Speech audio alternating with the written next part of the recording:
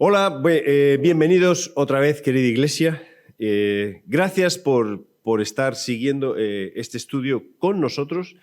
Y hoy vamos a estar hablando del siguiente capítulo de Hechos, que es el capítulo 11 y 12, donde quiero rescatar algunos detalles que quizás no tienen mucho que ver con la historia de la iglesia, pero sí con la historia que podemos plasmar en nosotros de lo que tendríamos que hacer como personas. Algo que aprendo que es como para siempre. Cosas, oye, mira, esto ocurre con las personas que siguen a Dios. A los primeros les pasa esto. ¿No tendré yo que aprender también? Nos quedamos en el anterior estudio con la relación de Cornelio con Pedro, cómo Cornelio entendió que dentro de su buen hacer como cristiano, no, como amante de Dios, le faltaba algo. ¿Y qué le faltaba a Cornelio? Le faltaba a Jesús. Antes de orar solo, en el grupo casero, cuando estuvimos hablando un poco de todo esto, vimos qué fácil es ser una buena persona a los ojos de los demás y ser reconocido como una buena persona a los ojos de los demás, pero nunca podemos olvidar que eso no es suficiente. Cuando Jesús vino para que nosotros tuviésemos la oportunidad de tener el perdón de nuestros pecados, un acceso libre y directo a Dios, de forma que si alguna vez Dios nos llama y dice, bueno, ¿por qué tengo que entrar yo? ¿Por qué te tengo que dejar entrar al cielo? ¿Por mis buenas obras? No, porque yo creo en Jesús. Y Jesús ha hecho que mis buenas obras tengan un sentido especial. Entonces, muy interesante esto. Vemos un Cornelio que después de encontrarse con Pedro y de poder hablar con Pedro, fue un Cornelio mucho más completo en su relación con Dios, porque había un acceso libre a Dios. Ya no oraba para que Dios le perdonase, sino oraba porque Dios le había perdonado. Ya no oraba para que Dios le reconociese como una buena persona, sino oraba porque era una buena persona. Y quizás ese pecado o esa lucha que nosotros tenemos con nosotros mismos está ya solucionada a través del sacrificio de Jesús en la cruz. La vida cambia, la situación cambia, espiritualmente cambia. Y Jesús vino para eso, para que nuestros pecados fuesen clavados en la cruz y tengamos una nueva oportunidad, ser nuevas criaturas y poder disfrutar de un Dios misericordioso. La historia de la iglesia sigue. ¿Cómo sigue nuestra historia? Y hoy aprenderemos dos cosas. En cierto modo digo, bueno, voy a resumirlo en dos palabras. Rendir cuentas y estar preparados para todos. Así que oramos. Y Señor, queremos pedirte, primero darte muchas gracias por enviar a tu Hijo Jesús a la cruz, porque a través de tu Hijo Jesús a la cruz nosotros tenemos la seguridad de una relación estable contigo. No es por nosotros, es por ti. Pero te damos las gracias porque el sacrificio de Jesús en la cruz, que nos muestra tu amor, nos motiva a tener amor por las demás personas, de forma que nosotros mismos podemos compartir lo que Jesús ha hecho en nuestras vidas y lo que puede hacer en las vidas de los demás. Gracias por abrir las puertas de los cielos para que nosotros podamos entrar no por nuestras buenas obras, sino por lo que Jesús ha hecho en la cruz. Gracias por pensar en nosotros. Gracias por no cansarte de una humanidad dura de corazón, Señor, sino por tener siempre misericordia y recibir una oportunidad tras otra. Somos nuevas criaturas en tu nombre y por tu gloria y para tu gloria. Y queremos pedirte que nos ayudes a seguir creciendo. En el nombre de Jesús. Amén. No sé cómo te suenan estos conceptos, rendir cuentas y estar preparados para todo. Rendir cuentas, que siempre suena un poco como económico, rendir cuentas financieramente, de poder decir, mira, este es el TIC, esto es lo que he gastado, pero rendir cuentas en nuestras propias vidas. No es tan fácil, no es tan fácil. No es tan fácil hacerlo de una forma, voy a decir, continua y consciente. Y estar preparados para todo tampoco es tan fácil, porque estamos preparados para todo lo que es bueno, para todo lo que nos gusta. Cuando todo nos marcha muy bien, pues estamos todos preparados. Pero ¿qué tal si las cosas se tuercen un poquito? Y en la historia de la iglesia vemos que las cosas se tuercen un poco. No funcionan como nosotros pensaríamos que deberían de funcionar con aquellos que son seguidores de Jesús, los que somos seguidores de Jesús. Así que encontramos, y he puesto este mapa para situarnos un poco en el mapa otra vez y entender más o menos dónde están ocurriendo las cosas. Aquí vemos Palestina, y dentro de Palestina es donde se empezó a predicar el Evangelio. Vemos Jerusalén muy pequeñita que está allí, una palabra muy larga, y vemos Galilea, Samaria y Judea donde se extendía el Evangelio. Los apóstoles extendían el Evangelio en esta zona. Pero vino un sueño a Pedro que movió todos los cimientos suyos. Dijo, no, Dios le dijo, yo quiero que el mensaje vaya más allá de lo que tú estás haciendo. Rompe todos tus esquemas, más allá. Entonces tuvo el encuentro con Cornelio. En el capítulo 11 encontramos cosas muy interesantes. Pedro va a Jerusalén después de encontrarse con Cornelio, que fue en Cesarea. Allí se encontró con Cornelio, habló con Cornelio, Cornelio conoció a Jesús, Cornelio fue lleno del Espíritu Santo, los que estaban allí llenos del Espíritu Santo, el Espíritu Santo hizo lo que quiso con ellos, pero ya entendían que había un acceso libre para estar en la presencia de Dios. Entonces Pedro volvió a Jerusalén y explicó todas las cosas ocurridas con Cornelio.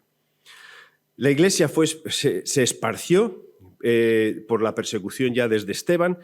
Al morir Esteban, pues los cristianos empezaron a ser perseguidos y la iglesia no estuvo quieta, sino que se movió. Entonces subió por Fenicia, Chipre, por Antioquía, que es allí precisamente donde se llamó por primera vez cristianos a los cristianos. ¿Qué es ser cristiano? ¿Qué pregunta esto? ¿Ser cristiano es un titulito? Es como, yo he nacido en tal sitio, en un hogar cristiano, soy cristiano. ¿Qué es ser cristiano? Casi podríamos parar. ¿Qué es ser cristiano para ti? ¿Qué es ser cristiano para mí? Porque ser cristiano para mí no es solamente un concepto que me protege de cualquier otra religión. No, yo ya tengo la mía, ya no hace falta que me enseñes ninguna otra más. Ser cristiano es ser seguidor de Cristo, de las enseñanzas de Cristo. Pero también no solo ser seguidor, sino aceptar las palabras de Cristo. Ser cristiano es ser un discípulo de Jesús y actuar como Jesús actuaría en todas las situaciones. ¿Es una lucha constante? Pues sí, es una lucha constante. Pero es que los cristianos estamos llamados a luchar constantemente. No dejarnos llevar por la corriente del mundo, sino en realidad saber parar donde Jesús pararía. Cristo está con nosotros, Cristo está en nosotros. Y aquí por primera vez se usa este concepto, cristianos, que en la Biblia aparece como unas 3 veces, nada más. Luego vemos que uno de los emisarios para extender el reino de Dios, o las palabras de Dios, o las enseñanzas de Jesús, fueron Bernabé y Pablo. En este caso, Bernabé cogió a Pablo y dijo, venga, vámonos. Y se quedaron como 1 año más o menos en Antioquía para poder enseñar las cosas que tenían que aprender acerca de Jesús. Pero vemos también, y ahí hay otro cuadro, Herodes Agripa, que gobernaba en Palestina más o menos entre los años 41 y 44. Herodes Agripa no es el Herodes de la infancia de Jesús, evidentemente es el nieto de este Herodes. Mató a Jacobo y encarceló a Pedro. Caramba, yo ya allí digo, pero si Jacobo era un discípulo elegido por Jesús para llevar el mensaje, ¿no se supone que tendría una protección especial? Pues mira, mató a Jacobo y encarceló a Pedro. A veces las cosas no salen como nosotros queremos o como nosotros pensamos. Digo, yo soy cristiano, voy a estar protegido toda mi vida protegido como por un manto especial y el sufrimiento no va a formar parte de mi vida, ni me va a pasar nada malo. Bueno, Jacobo murió, Pedro fue encarcelado, pero Esteban, ¿qué pasó con Esteban? ¿Cuánto duró el diaconado de Esteban? Bíblicamente, déjame decir en palabras, duró frases, capítulos, nada. En cuanto le nombraron diácono, salió, predicó y en ese momento lo mataron. El sufrimiento es parte de la vida y nosotros, como cristianos, no estamos exentos de pasar dificultades. Quizás las podemos pasar de una forma distinta que aquellos que no tienen a Cristo o aquellos que no tienen a Dios en su vida. Y eso forma parte de las dos palabras. Rendir cuentas, que ahora veremos en qué sentido veo en este pasaje que existe este concepto de rendir cuentas, y la otra parte de decir, el sufrimiento puede formar parte de nuestras vidas. El sufrimiento, el tener situaciones que son difíciles forman parte de nuestras vidas. ¿Por qué? A Jacobo lo mataron, a espada, sin más, y a Pedro lo encarcelaron. Versículo 11, capítulo 1, dice que oyeron los apóstoles y los hermanos que estaban en Judea, que también los gentiles habían recibido la palabra de Dios. Y cuando Pedro subió a Jerusalén, disputaban con él los que eran de la circuncisión, los judíos, diciendo, ¿cómo es que has entrado a la casa de hombres incircuncisos y has comido con ellos? Entonces Pedro comenzó a contarles lo sucedido. ¿Qué estaba pasando en esta escena? Resulta que Pedro había hecho algo que era, voy a decir, que iba contra la tradición de los judíos. Y Pedro podía haber dicho muchas cosas. Yo he hecho lo que Dios me ha pedido y además tengo la autoridad de hacer lo que yo quiera. Pero yo no veo una actitud soberbia en Pedro, sino más bien una actitud comprensiva. Entiendo vuestras dudas, que eran mis dudas, entiendo vuestras preguntas, que eran mis preguntas, pero esto es lo que ha ocurrido. Y Pedro rindió cuentas a las personas que le preguntaban. Rindió cuentas delante de los otros discípulos que le estaban preguntando. Rindió cuenta delante de los hombres y de la circuncisión, aquellos que observaban las leyes judías. Yo he hecho esto con Cornelio porque ocurrió todo lo que me ocurrió. Y les explicó todo el sueño que habían tenido, toda la visión que había tenido, 3 veces que había tenido esa visión. Pedro rindió cuentas. ¿Sabes que hay este factor de rendir cuentas? Es muy importante en la vida de los creyentes. Es muy importante en tu propia vida. Es muy importante para que entiendas esto. Nosotros no vivimos solos. Como no vivimos solos, tenemos que tener la suficiente humildad de poder rendir cuentas a las demás personas. Rendir cuentas nos ayuda a actuar a nosotros correctamente, a saber si lo que hemos hecho es correcto, pero además a no tener nada que ocultar. Rendir cuentas nos confirma lo que hacemos, porque son cosas que Dios nos empuja a hacer. No somos llaneros solitarios en la vida y no somos personas orgullosas. Así que voy a apelar un poco a tu cristianismo, o al mío. ¿Cómo es tu cristianismo? ¿Eres una persona cristiana que, como hicieron con Pedro, solo preguntas? ¿Y tú por qué haces esto? ¿No ves que esto está mal? ¿Y tú por qué haces esto? ¿Y para qué has hecho esto? ¿O qué motivación tienes? ¿O eres una persona que humildemente tú puedes tener a alguien a quien rindes cuentas? ¿Tú rindes cuentas a alguien de tu vida cristiana? Yo veo un Pedro que podría perfectamente haber dicho, mira, vosotros no sois quienes para decirme a mí lo que yo tengo que hacer. Porque Pedro había recibido de parte de Jesús un llamado muy específico. Tú vas a confirmar al resto, vas a confirmar al resto de los hermanos. Porque Pedro había tenido una relación muy estrecha con Jesús. Porque Pedro podía decir, mira, es que ahora mismo yo fui el primero que habló, el primero que predicó cuando el Espíritu Santo vino. ¿Cómo tú me estás pidiendo a mí que yo te dé una explicación? El ejercicio de rendir cuentas es un ejercicio que demuestra y que muestra que nosotros somos personas humildes. ¿Tú rindes cuentas de tu vida cristiana? Déjame bajarlo a un plano muy sencillo, muy sencillo. ¿Tú tienes a alguien a quien puedes rendir cuentas? ¿Tú has dado la libertad a alguien de que te pueda preguntar? Periódicamente me reúno con algunas personas con este compromiso. Porque son personas que una vez se acercaron y cuentan las cosas y batallas con las que luchan, cosas con las que luchan que son cosas normales y cosas con las que podemos luchar. Todos tenemos nuestras luchas. Y entonces con estas personas yo les digo, tú me dejas que yo te pregunte por eso, sin que por eso te sientas juzgado, ni que yo estoy pensando solamente que tú eres eso. Y sí, me dicen sí. Andrés, puedes preguntarme. Sí. Además, necesito que me preguntes. Cuando nos juntamos, oramos, y ¿sabes cuál es la primera pregunta que yo hago, que tengo apuntado en un papel, que se lo he enseñado y él puede verlo? Es, ¿cómo vas con esta lucha? Rendir cuentas.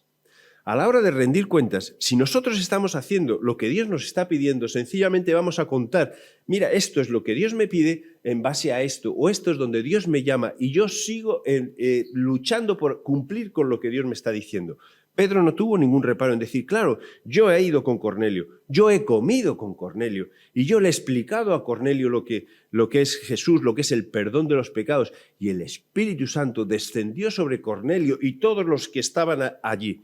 Porque yo fui obediente a Dios. Los demás que escuchan y entienden la razón por la que Pedro hizo todo. No hay nada que ocultar, nada que esté escondido. Cuando nosotros somos cristianos, que no rendimos cuentas a nadie, porque nosotros somos cristianos ya muy maduros, somos columnas de la iglesia, o somos personas que hemos leído mucho la Biblia, o tenemos control sobre todas las cosas, podemos caer en este error. La soberbia y el orgullo puede llevarnos por caminos que son absolutamente erróneos y equivocados.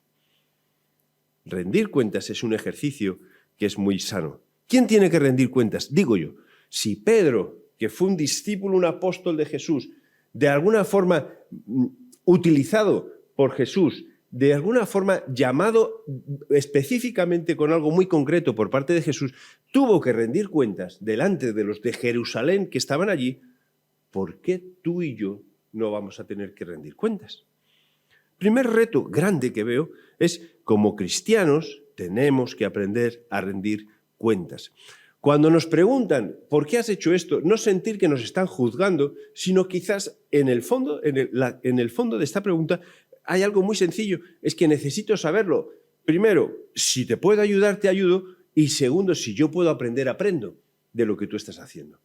La iglesia de Jerusalén, la que estaba protegida en su sitio, la que tenía todo bien, sus esquemitas bien, entendió que el mensaje de Jesús no era solo para ellos, sino era para el mundo entero.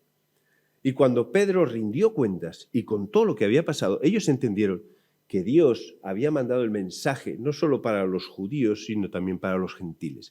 No solo para los de la circuncisión, sino también para los incircuncisos. Porque lo que Dios está buscando no son personas circuncidadas físicamente, sino circuncidadas de corazón. Concepto que veremos un poquito más adelante. Vale, saliendo de hechos, metiéndonos en nuestras vidas, ¿rindes cuentas a alguien? ¿Hay alguien con quien puedas hablar? ¿Alguien que tú le has dado la libertad de hacer preguntas para rendir cuentas? Uno de los ejercicios con los que empezamos nosotros como grupo en el Consejo, quizás ahora, para ser sincero, lo hemos dejado un poco de lado, aunque hay preguntas que nos hacemos, que sabemos lo que estamos preguntando, fueron unas preguntas que hace mucho tiempo pues un teólogo sacó y viajó con estas preguntas haciéndoselas a las personas, buscando que los cristianos vivan una vida santa. Y dentro de esas preguntas pues son preguntas muy normales. Si era entre hombres, una de las preguntas es: ¿has mirado a una mujer como no debías de mirarla? ¿Con otros ojos, aparte de que podría ser una hermana? ¿Con ojos de codicia? ¿Con ojos de querer tenerla? ¿O cualquier cosa? ¿Has codiciado dinero que no es tuyo? ¿Has robado dinero? ¿Qué preguntas? ¿Qué preguntas más incómodas? Porque son preguntas muy incómodas. Pero sabes que a la hora de rendirnos cuentas, lo que nosotros estamos haciendo es decir, lo que hago yo es lo que Dios me está pidiendo. Y si en algo me estoy equivocando, yo quiero poder confesarlo a otro. Y ahí es donde viene Santiago, dice: confesaos vuestras ofensas unos a otros, rendíos cuentas unos a otros, no para culparos unos a otros, no para señalarnos unos a otros, sino para ayudarnos unos a otros a seguir luchando y trabajando. Rendir cuentas es uno de los conceptos que veo en Hechos de los Apóstoles. Hacer preguntas que pueden ser incómodas, pero que pueden ayudarnos a no vivir nosotros en nuestro pecado o en nuestro cabezonería o lo que nosotros pensamos que Dios nos está pidiendo, sino decir: mira, esto es lo que he hecho porque Dios me ha hecho, o esto es lo que he hecho y he fallado. Quiero que me ayudes a pedir perdón y quiero que me ayudes a luchar contra esto. Rendir cuentas. ¿Tienes a alguien con quien rindas cuentas? Mira, el contexto del círculo de los grupos caseros puede ser un buen círculo para rendir cuentas. Ahora, con esto tenemos que tener cuidado. Mi ánimo, y realmente creo que tiene que ser así sabio, si eres un hombre, busca hombres para rendir cuentas. Si eres mujer, busca mujeres para rendir cuentas. Busca hombres sabios para rendir cuentas. Busca mujeres sabias para rendir cuentas.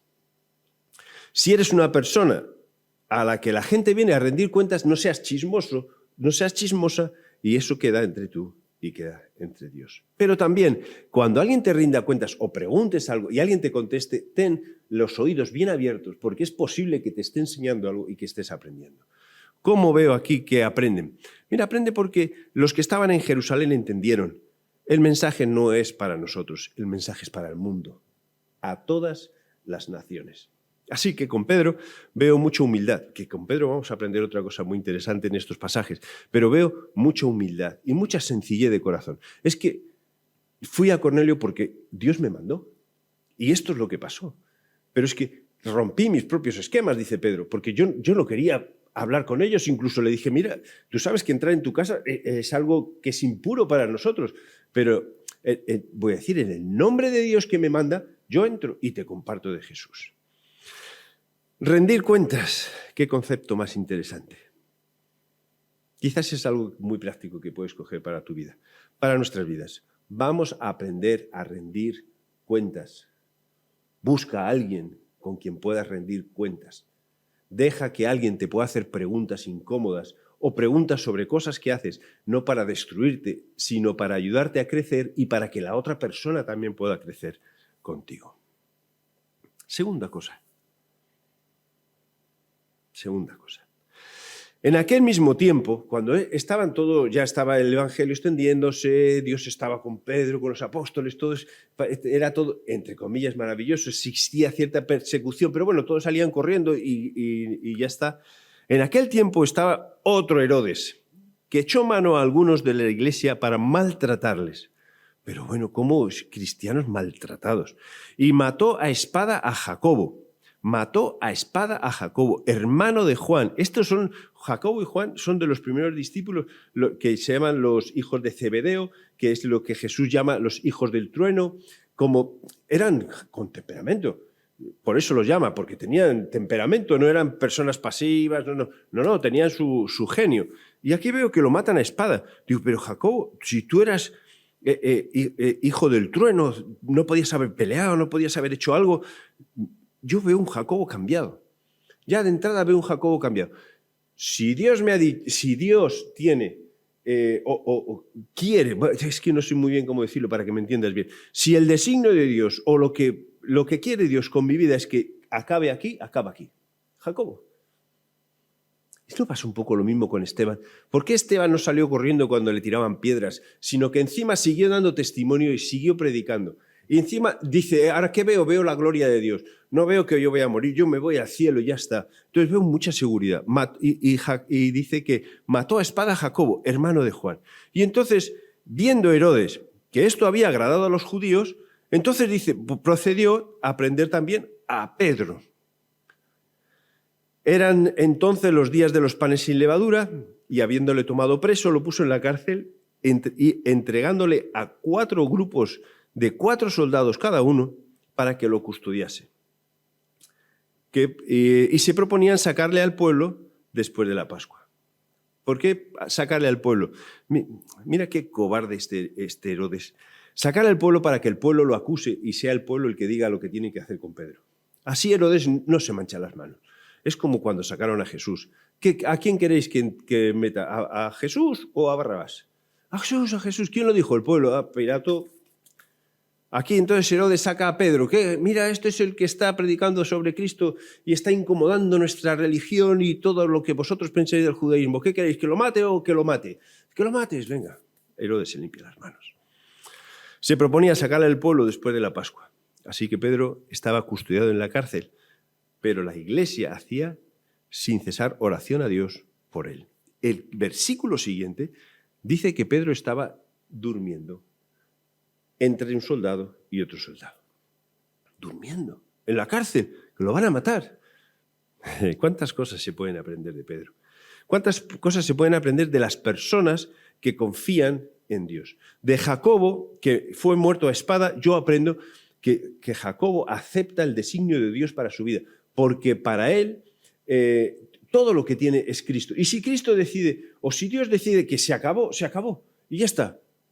No pelea más. No sale el trueno que tiene dentro. Y con Pedro veo que sencillamente es apresado. No veo peleas, no veo tensiones, y encima parece que lo cogen como si fuese un delincuente de los mayores, porque entregándole a 4 grupos de 4 soldados para que hagan las vigilias, cuidar de él para que nadie lo libere, y estaban soldado, Pedro, soldado. Todo el rato, soldado, Pedro, soldado, soldado, Pedro, soldado. Cada rato tenía un soldado y otro soldado. ¿Sabéis que con Pablo también pasó eso? Y Pablo aprovechó esos tiempos para escribir algunas epístolas.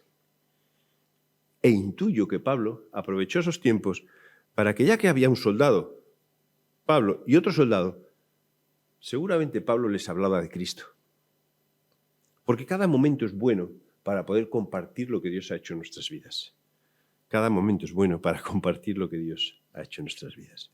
¿Qué aprendo de esta situación? Mira, nosotros a veces pensamos que por tener a Dios en nuestras vidas, el mal, el sufrimiento, las calamidades, las situaciones difíciles, las escaseces, las cosas malas que no queremos, no van a tocarnos. Y estamos equivocados, porque veo que en los primeros discípulos sufrieron como cualquier persona en este mundo puede sufrir, con una diferencia, que sabían que su vida estaba gobernada por Dios, que en su vida era Cristo el que marcaba los pasos y que Cristo es lo más importante que puede haber en sus vidas, más que su propia vida, más que su propia vida. Así que pensamos, mira, ¿estamos preparados para todo? Porque tenemos que estar preparados para todo. Es que yo soy cristiano, pero estate preparado para todo, hasta la muerte, hasta la cárcel, hasta el dolor, hasta la enfermedad, hasta el sufrimiento, porque es lo que veo que pasa con Pedro.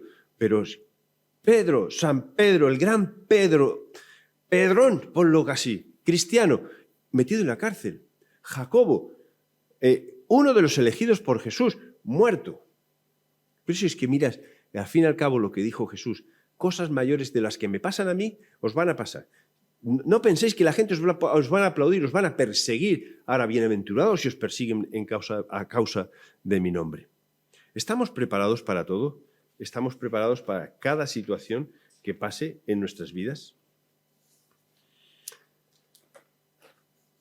Yo veo que muchas veces nosotros como cristianos lo que hacemos es quejarnos y mirar a Dios. Dios, ¿por qué esto a mí? ¿Por qué me pasa esto a mí? Pero yo veo a Pedro y veo a un Pedro que está dormido en la cárcel, tranquilo en la cárcel, convencido de que lo que le pasa no tiene ningún valor porque su valor principal y su mente está puesta en Cristo. Filipenses 1:21, porque para mí el vivir es Cristo y el morir ganancia. Esto lo dice Pablo, pero esto lo vive Pedro. Mas si el vivir en la carne resulta para mí en beneficio de la obra, no sé entonces qué escoger, lo que está diciendo Pablo. Ahora, si yo estoy aquí, yo prefiero morirme para irme con Cristo, pero si estoy aquí, que sea para beneficio de la obra y la extensión del reino. Yo veo un Pedro que está metido en la cárcel, acusado injustamente por nada, incluso acusado injustamente por hacer el propio bien, solamente por un factor político, porque Herodes así era más aplaudido por los judíos, porque ya había matado a Jacobo y ahora encarcela a Pedro. Y como esto siga, voy a coger a más cristianos todavía y voy a maltratar a más cristianos todavía, para que los judíos me aplaudan, me reconozcan y me quieran, injustamente, sin haber hecho nada. Y Pedro está ahí, en la cárcel, tranquilo, durmiendo. ¿Qué hacemos nosotros cuando vemos la muerte cerca? Cuando vemos la cárcel o situaciones que nos están atando, cuando vemos el dolor, la enfermedad y el sufrimiento, ¿dormimos? ¿Dormimos? En el sentido no de ser pasivo, sino de estar confiado. ¿Confiamos en que nuestras manos están en manos de Dios o que Dios está controlando esta situación? ¿Y qué pasa si nuestra vida acaba en muerte injusta a nuestros ojos? Bueno, nuestra vida está en manos de Dios. Yo soy partidario de que no hay nada que pueda ocurrir injusto o nada que no pueda ocurrir que no tenga un propósito luego a la larga. Quizás nosotros no somos los beneficiarios directos, que esto también es un error, porque para mí el vivir es Cristo y el morir, ganancia. Así veo a Pedro. Otra vez es Pablo quien está hablando en Filipenses 4:6. Dice, por nada estéis afanosos, pero estoy en la cárcel, por nada estéis afanosos, pero es que me falta de todo, por nada estéis afanosos, es que me persiguen, por nada estéis afanosos, sino sean conocidas vuestras peticiones delante de Dios en toda oración y ruego con acciones de gracias. Así, Pedro, encarcelado, bueno, voy a echarme una siestecita hasta que me toque salir fuera. Pero mira que Pedro sabía que habían matado a Juan. Entonces era como, yo estoy esperando que me maten. Mañana me matarán a mí. O lo que Dios quiera. Pero estoy tranquilo. Porque yo no estoy preocupado por nada. Porque mi vida está en manos de Dios. ¿Está tu vida en manos de Dios? ¿Estás confiada en que tu vida está en manos de Dios? Porque entonces podríamos descansar mucho mejor. Aunque ande en valles de sombra de muerte, Salmo 23, que conocido es Jehová es mi pastor, nada me faltará, el Señor es mi pastor, nada me faltará. El versículo 4 dice, aunque ande en valles de sombra de muerte, no temeré mal alguno, porque tú estarás conmigo, y tu vara y tu cayado me infundirán aliento. Aunque ande en valles de sombra de muerte, aunque esté en prisión, aunque todo me vaya mal, no temeré ningún mal, porque tú estás conmigo. porque para mí el vivir es Cristo y el morir es ganancia. Y estoy en la cárcel y me van a matar, no me importa, voy a echarme una siesta. Voy a echarme una siesta. ¿Qué mensaje más tremendo de una relación cercana de Pedro con Jesús? Él sabía que Dios no le iba a dejar de su mano. Y si muere, va con Dios. Y si muere, va con Dios. Qué fácil decir esto. Qué difícil es a veces poder vivirlo. Porque nosotros, cuando hay un sufrimiento o una parte de nuestras vidas o una situación que nos atasca, empezamos a preguntar ¿por qué? Si yo creo en ti, Señor. Bueno, pues porque creo en ti, voy a estar confiado. Y sé que detrás de este sufrimiento hay algo. Y si lo que hay es la muerte, no existe esta muerte para mí. No existe porque es vida contigo. Es vida contigo. Y eso es lo que predicamos.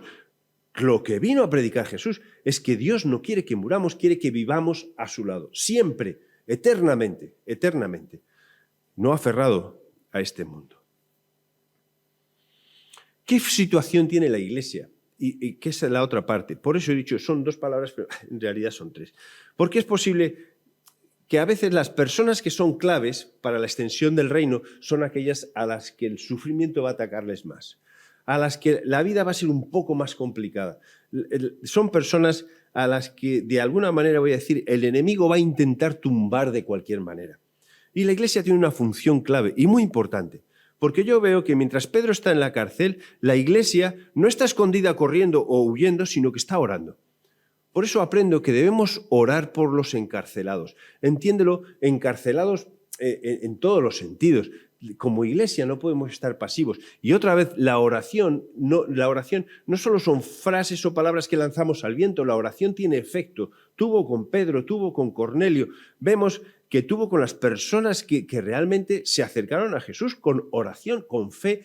Pues la oración funciona. Como Iglesia debemos orar por los encarcelados. Encarcelados bien sea que sus ojos están velados o personas que están perseguidas por ser cristianos perseguidos. Y dice, hoy no ocurre. ¿Cómo que no ocurre? Claro que ocurre. Claro que ocurre. Y no ocurre porque hace poco ha ocurrido algo muy llamativo en cuanto a un sacerdote o una persona que ha sido, por ser cristiana, ha sido matada por otro radical de otra religión. No, esto ocurre y ocurría antes de que ocurriese esto. Y sigue ocurriendo y ocurre ahora. Cristianos encarcelados. Debemos orar por las personas que son responsables dentro de la Iglesia, no solo por los pastores, por los ancianos, por los diáconos, por los coordinadores de grupos caseros, personas que guían a otras personas a conocer a Cristo, por los presos, por las personas que nos ayudan a conocer a Dios. Y Pablo mismo dijo, orad por nosotros. Quizás la clave a la hora de asistir a una iglesia es orar por el pastor, orar por el consejo, no ponerlos en nuestro punto de mira, esperar a ver dónde se equivocan, dónde caen, o pensar constantemente, yo lo haría mejor. ¿Por qué piensas todo esto, Andrés? Porque como personas somos muy dados a decir, bueno, si Pedro está en la cárcel es porque ha hecho algo. Ahora, Pedro está en la cárcel. Bueno, a lo mejor si lo matan, yo puedo ocupar el puesto de Pedro. Yo no veo esta actitud, esta disposición en la iglesia primitiva. Pero por desgracia hay situaciones en las que sí veo que puede ocurrir en la iglesia actual. Porque dejamos que el pecado entre en nuestras vidas y nosotros pensamos, bueno, que se apañen, que se apañen. ¿Cuántos pastores he visto yo que por un pecado han sido echados de la iglesia sin ninguna misericordia? ¿Acaso nosotros no somos personas que pecamos? ¿Acaso nosotros no recibimos misericordia de parte de Dios? ¿Qué tiene que hacer la iglesia? ¿Por qué no restauramos y por qué no oramos para que Dios intervenga en la vida de estas personas? ¿Es estirar mucho el texto? Posiblemente, sí es estirar mucho el texto, lo reconozco. Es estirar mucho el texto, pero es una verdad muy grande, muy grande. Tenemos que aprender a rendir cuentas. En nuestras vidas a rendir cuentas. Tenemos que aprender que vamos a pasar situaciones difíciles, pero con Dios. Situaciones difíciles, controladas por Dios. Y situaciones difíciles que sabrá Dios cómo terminan. Porque si terminan en la muerte, para nosotros no existe la muerte. Existe la vida. Entonces vamos a disfrutar de esta vida y vamos a disfrutar de la siguiente vida. Vamos a disfrutar de toda la vida. con confianza y con seguridad de que Dios está controlando absolutamente todo. Durmiendo en la cárcel, durmiendo en las situaciones difíciles, con la convicción de que Dios está actuando. Y como iglesia, como personas que nos juntamos, como asamblea de cristianos, como grupo de cristianos, que es la iglesia, que somos cada uno de nosotros, vamos a orar por las personas que Dios ha llamado a extender el evangelio de una forma más directa. Vamos a apoyarles, vamos a orar por aquellos que están presos, vamos a orar por aquellos que están enfermos.